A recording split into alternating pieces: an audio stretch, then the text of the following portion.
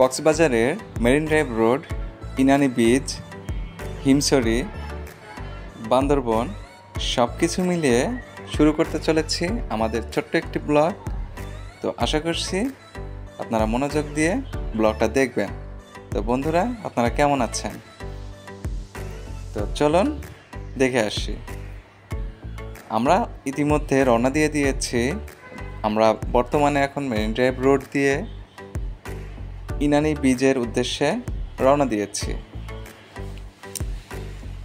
রাস্তার ডান পাশে সমুদ্র সৈকত, আর তারই পাশ দিয়ে অসংখ্য ঝাউ গাছের বাগান, সারি সারি ঝাউ গাছ। দৃশ্যটা খুবই মনোমুগ্ধকর। তো এটাই হচ্ছে মেরিন ড্রাইভ রোড। আমরা যখন যাচ্ছিলাম তখন রাস্তাতে মোটামুটি কাজ চলছিল, কিছু কিছু জায়গাতে আপনারা দেখতে পাচ্ছেন।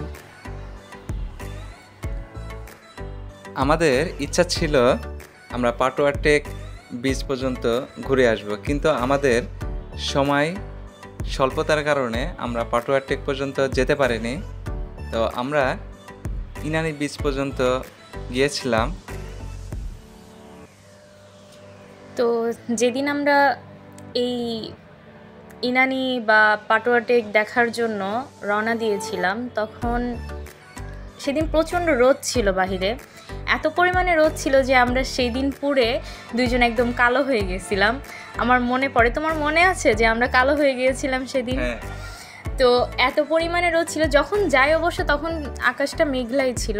ওইখানে পৌঁছানোর পরে প্রচুর পরিমাণে রোদ ছিল। রোদের কারণে আমরা ঠিকমতো ঘুরেও শান্তি পাই নাই, টিকটক করেও শান্তি পাই নাই, আবার ছবি তুলেও শান্তি পাই নাই।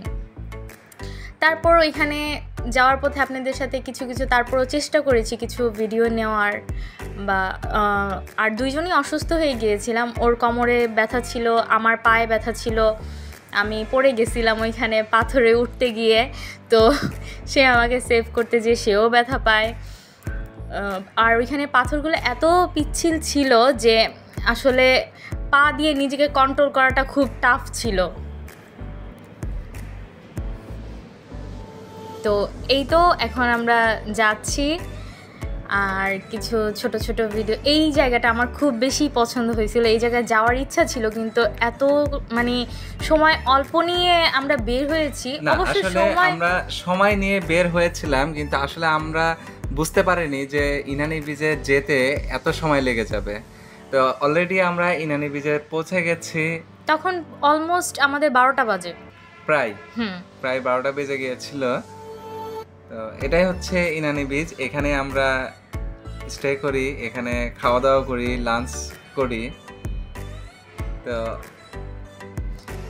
এই তো আপনারা দেখতেই পাচ্ছেন আমি খুব বিরক্ত। আসলে আমি ভাবতেই পারিনি এতখানি দূর হবে ডলফিন মোড় থেকে এটা, আর আমার খুব বিরক্ত লেগে গেছে এতখানি সময় বসে থেকে আসতে আসতে। যদিও আমরা কিন্তু ওইখান থেকে রিজার্ভ অটো রিক্সা পাওয়া যায়, হয়তো বা 700 বা 800 টাকা দিলে অটো রিক্সা সারাদিনের জন্য কন্ট্যাক্ট করা পসিবল ছিল, কিন্তু আমরা তারপরেও সিএনজি নিয়েছিলাম যে আমরা একটু দ্রুত যেয়ে আবার দ্রুত ফিরে আসব। কারণ আমরা আসার পরে আবার আমাদের ইচ্ছা আছে যে আমরা কলাতলি মোড় বা কলাতলি বিচ অথবা সুগন্ধা পয়েন্টে আমরা কিছুক্ষণ সময় কাটাবো, কিন্তু আসলে এত দূর আমরা এই সময়টা পরে দিতে পারিনি। আমাদের আস্তে আস্তে প্রায় সন্ধ্যা হয়ে গেছিল। হ্যাঁ, প্রায় সন্ধ্যার আজান দিয়ে দিয়েছিল, আর আমি এখানে অনেক কালো হয়ে গিয়েছি, আপনারা দেখতেই পাচ্ছেন। কারণ এত পরিমাণে রোদ, আর ওইখানে গেলে মানুষ কালো হবে না এরকম কোনো মানুষ নেই, গেলে ওইখানে কালো হতেই হবে। যতই তুমি সান প্রোটেকশন ইউজ করো, যত কিছুই করো না কেন, তুমি কালো হবাই, এটাই স্বাভাবিক। তো ও বেশি একটা পুড়ে নাই, তবে আমি একদম পুড়ে গেছিলাম। আমি এমনিতেও যদি গ্রামে কোথাও ঘুরতে যাই তাও আমার স্কিনের সাথে স্যুট করে না, আমার স্কিনে একটু প্রবলেম হয়তো বা আমার মতো কার কার এরকম হয় আমি জানি না। তো তারপরে ওইখানে আমরা লাঞ্চ করি, লাঞ্চ করে আমরা রওনা দিব কিছুক্ষণ পরেই আপনার বান্দরবন। ওইখানকার সবাই বলে এটা আসলে মিনি বান্দরবন। হ্যাঁ, বান্দরবন না, এটা হচ্ছে মিনি বান্দরবন। তো ওখানে পাহাড়ের পরে উঠবো, আর পাহাড়ের পরে দৃশ্যটাও আপনাদেরকে দেখাবো। ভালো ছিল। তবে রোদের তাপমাত্রাটা অতিমাত্রাই ছিল, যার কারণে ও একটু ডার্ক হয়ে গেছিল।